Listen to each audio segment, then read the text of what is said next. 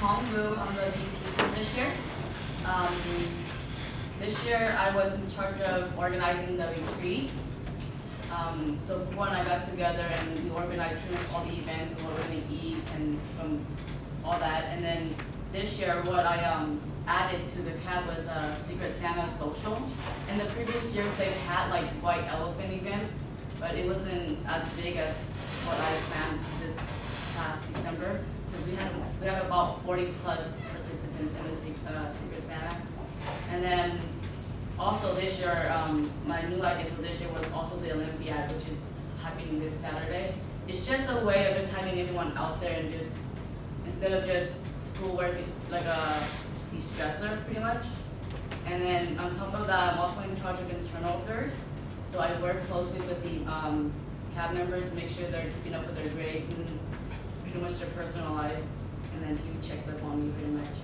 And so with this experience, what I saw this year that I want to help improve for next year is that instead of just educating the Hmong students about our culture, I want to educate like other cultures about what we are.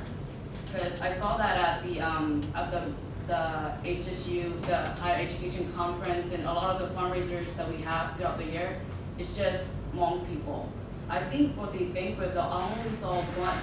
The culture show, there was only one non-Hmong that I saw, and at the banquet there were a few, but then no more than 5.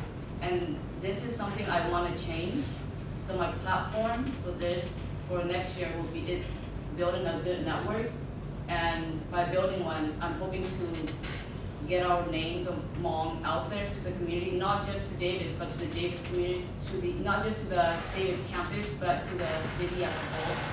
And I want to leave a positive influence on the community.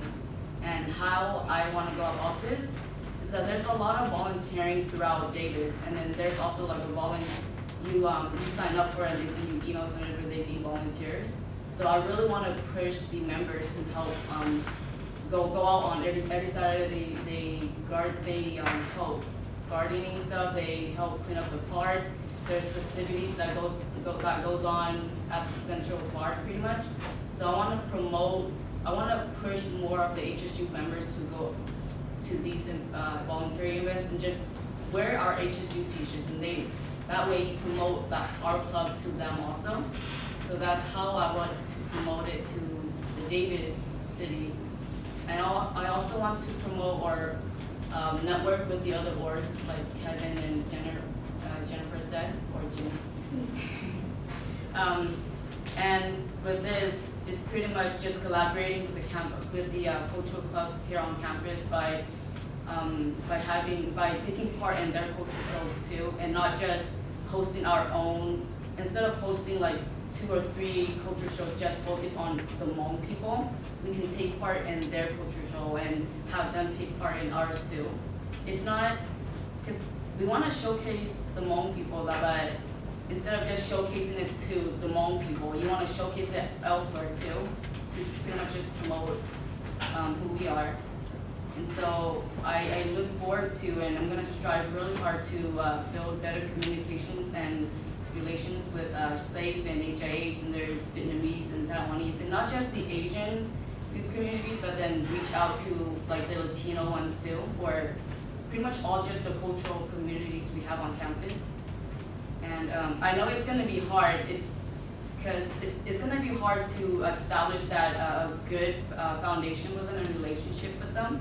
But I know that throughout time, and if we carry this out through the years, we will develop a really good relationship with them. And then I also, one way to network with the UC Davis students, I want to, have you guys seen the little chains, the little Hmong they're made out of little cotton balls, and they're just little Hmong figures. They're really easy to make, and they're keychains. So we can have nights where we put those together, and instead of selling cookies or cupcakes at the MU or Silo, we can also sell our little Hmong keychains and educate the students on Davis, on the campus, that hey, we're here too, and just pretty much let them know who we are. And let's see. So pretty much network with the Davis community, the orgs on campus, and the students on campus. One change that I want to really do this year is combine HEC and CED, because I feel like CED, we're not really putting a lot of I feel like effort and funding to. It's just they come and stay with the host, and then they eat together and then have a few workshops, and then they just get away that what they get from it is mainly just what college is like. And I want to combine that with HEC, have HEC be a whole 3-day event, where instead of just bringing HEC, we get around at least 50 participants. In CED, we're below 15 pretty much.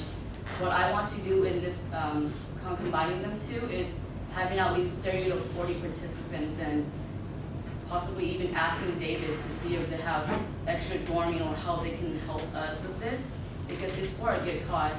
So I'm aiming at 30 to 40 students, and throughout these so it'll be 3 days and 2 nights, and while they're here, we're educating them, we're giving them the college experience as well as promoting higher education.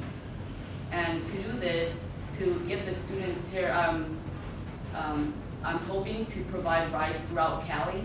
So if we don't have enough funding for like buses, we can look at rental vans and do it that way. Because a lot of the students, they want to come, but it's just transportation, they can't get here. So I feel that if we provide transportation, then we will get a lot of participants. And this year, CED, I worked with pretty much all the parents, and motivation for me, I feel like motivation to strive for like a higher education starts at a young age. So it's not that you can grow up, if you have it in you, then you can pretty much get a good education. But a lot of the Hmong students, I feel, they don't have a good basis of why they need education, and it's because their parents don't promote it. So if possible, I would also like to host like a mini conference and for the Hmong parents, and tell them that they can't just expect their kids to go to school and learn it all by themselves. It's the parents that's promoting and motivating their kids to get a higher education. And then also another idea I want to add is having it's like a side project. So instead of